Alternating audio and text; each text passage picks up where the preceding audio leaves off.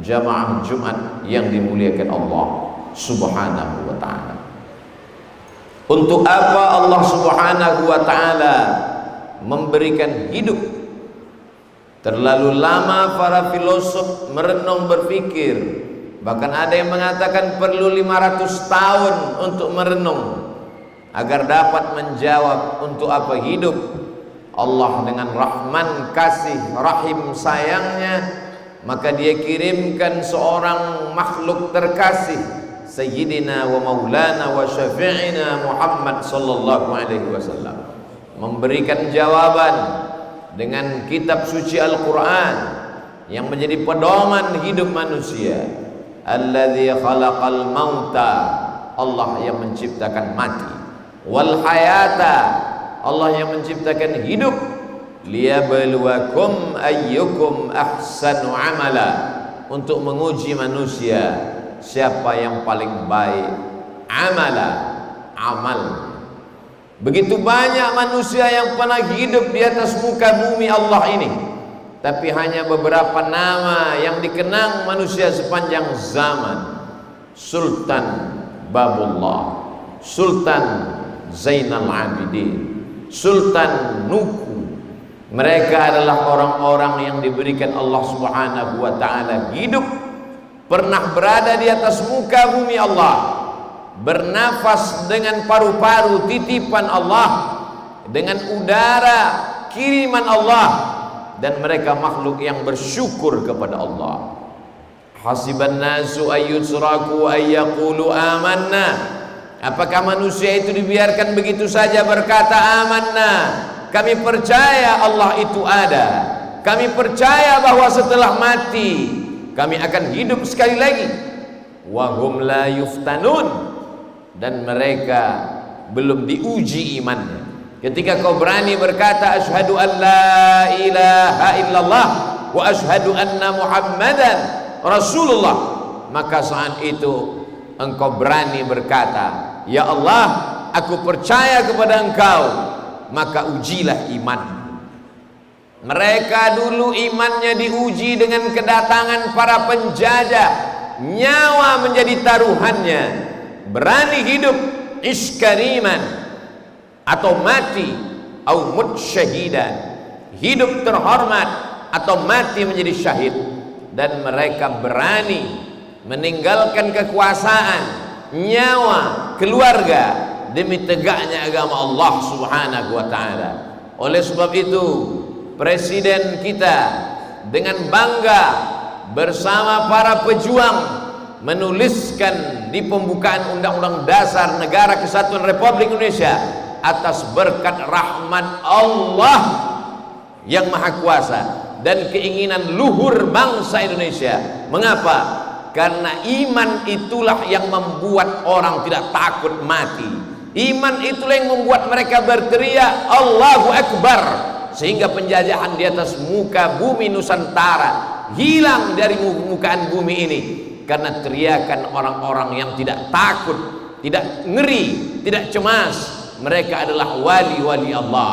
Ala inna awliya Allah, ketahuilah para wali-wali Allah, la khaufun alaihim, tak ada rasa takut dalam diri mereka, walahum yahzanun, dan mereka tidak pernah bersedih. Mengapa? Karena mereka amanu, mereka beriman, yattaqun, dan mereka takut kepada Allah Subhanahu wa ta'ala. Lahumul busyra, mereka mendapatkan kabar gembira, hati mereka selalu senang walaupun tubuh mereka terpenjara, jiwa mereka selalu tenang walaupun mereka berada dalam siksa, karena bagi mereka dunia ini hanya sekedip mata, kehidupan kekal abadi hanya di surga Jannatul Firdaus bersama Allah, bersama Rasulullah sallallahu alaihi wasallam. Kalaulah bukan karena iman, sampai hari ini kita masih terjajah. Kalaulah bukan karena keyakinan yang kuat bahwa mati akan menjadi syahid.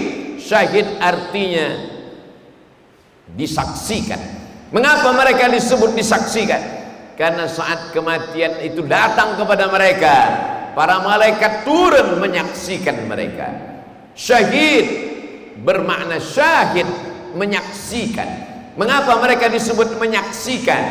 Karena mereka menyaksikan tempat mereka di surga sebelum malaikat mencabut nyawa.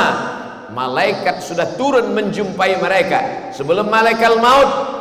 Maka ada malaikat-malaikat yang datang membisikkan kepada mereka, innal ladzina qalu rabbuna Allah, orang-orang yang berkata Rabbku Allah, tsumma istaqamu, kemudian mereka istiqamah, tatanazzalu alaihimul malaika, turun malaikat kepada mereka. Apa kata malaikat? Alla takhafu, jangan kau takut, wala tahzanu, jangan kau sedih. Ada dua perasaan yang selalu menghantui manusia: takut kehilangan jabatan, takut kehilangan keluarga, anak, istri, buah hati, belayan jiwa, takut kehilangan harta, sedih meninggalkan umat, sedih meninggalkan dunia, sedih meninggalkan harta benda. Mereka yang sudah bersemayam iman dalam hati, jiwa, pikiran mereka, takutnya hilang, sedihnya melayang saat jiwa itu kosong. Wa absyiru bil jannati allati kuntum tu'adun, berbahagialah kamu dengan surga yang dijanjikan Allah Subhanahu wa taala. Dalam satu tarikan nafas nyawanya keluar, walaupun berdarah, walaupun tertembak peluru, timah bersarang di tangkai jantungnya, tapi dia tersenyum. Mengapa? Bukankah kesakitan dia rasakan saat kematian? Bukankah kematian itu seperti tebasan pedang di tempat yang sama beratus kali? Bukankah kematian itu seperti tikaman pisau di liang yang sama beribu kali? Bukankah kematian itu seperti kambing yang dikuliti hidup-hidup? Tapi mengapa mereka tersenyum?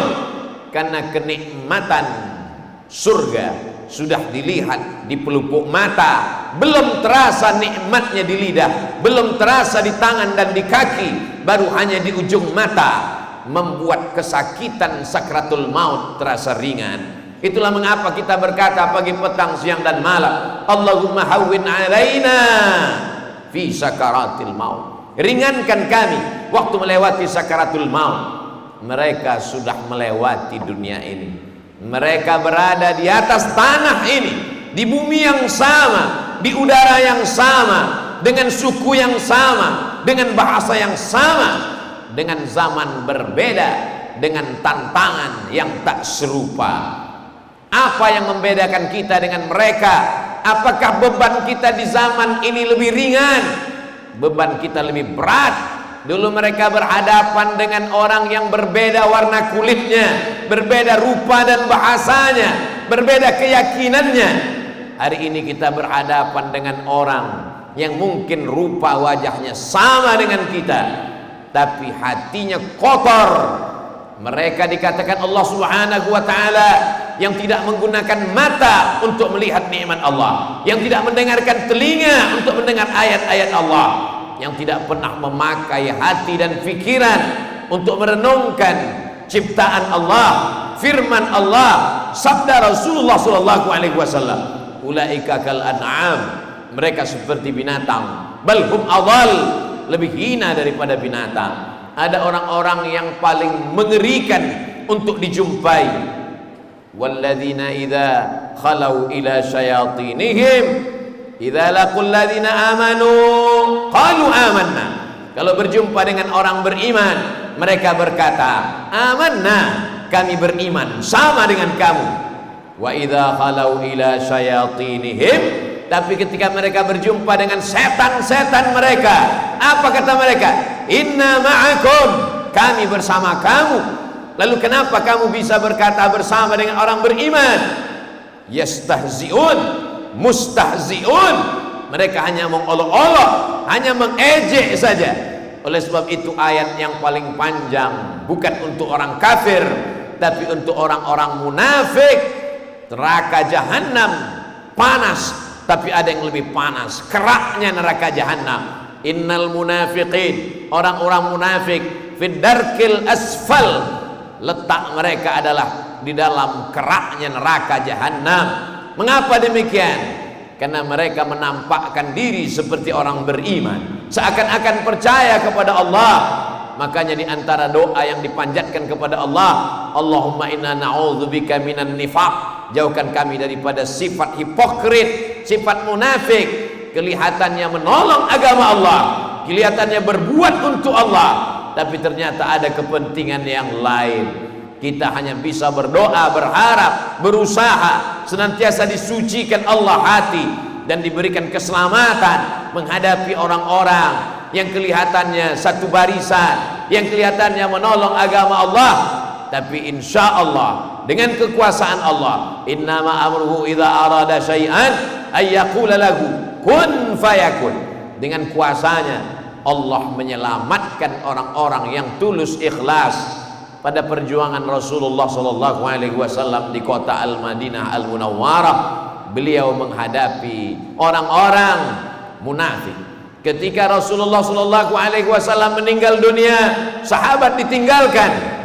Ada mereka yang berpura-pura masuk Islam, zindik, berbaju Islam, tapi sebenarnya ingin merusak dari dalam. Lalu kemudian pada zaman perjuangan, pejuang-pejuang kita, pahlawan-pahlawan kita berhadapan dengan Belanda hitam. Mengapa disebut dengan Belanda hitam? Kulitnya hitam tidak seperti Belanda, tapi otaknya adalah otak Belanda. Apa maknanya? Dari sejak zaman Rasulullah, zaman sahabat, zaman tabi'in, bahkan zaman para pejuang kita, pengkhianat selalu ada. Lalu untuk apa kita kaji? Supaya kita diselamatkan, dituluskan, diikhlaskan hati kepada Allah, beramal karena Allah, berucap karena Allah. Allahumma rzuqna, berikan rezeki kepada kami, bukan hanya sekedar harta, bukan hanya sekedar usia.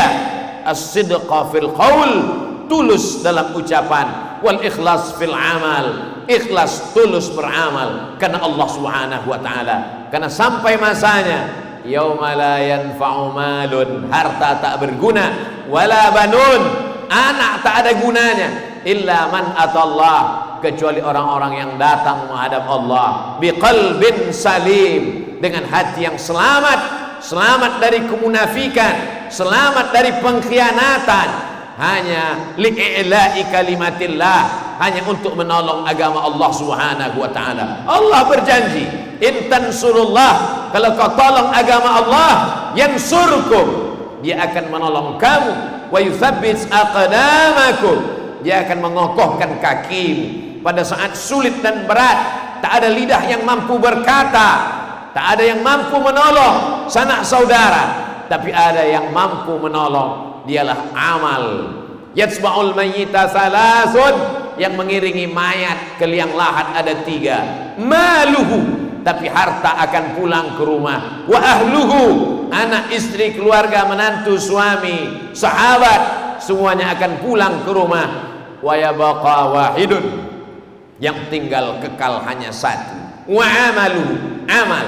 Para pejuang itu sudah membawa amal mati syahid, darahnya menetes. Hari ini mungkin darah tidak menetes, tapi ada tinta yang menetes. Para ulama yang tidak berceramah, tidak berkhutbah, tapi mereka menulis, maka sesungguhnya tinta ulama akan ditimbang dengan darah para syuhada. Ada kalanya tinta ulama lebih berat. Mengapa Imam Al-Ghazali tidak ikut berperang di Palestina? Banyak orang yang mengecam, orang lupa Palestina dibebaskan oleh Salahuddin Al-Ayyubi. Siapa Salahuddin Al-Ayyubi? Dialah orang yang mengkhatamkan kitab Ihya Ulumuddin, kitab yang ditulis oleh Imam Al-Ghazali, yang mengajarkan bahwa hidup hanya sementara, kematian akan kekal selamanya. Mutu qabla an tamutu, mati sebelum mati. Akhirnya Palestina merdeka. Kenapa? Karena ada darah syuhada. Tapi kenapa syuhada berani menumpahkan darahnya? Karena tinta para ulama.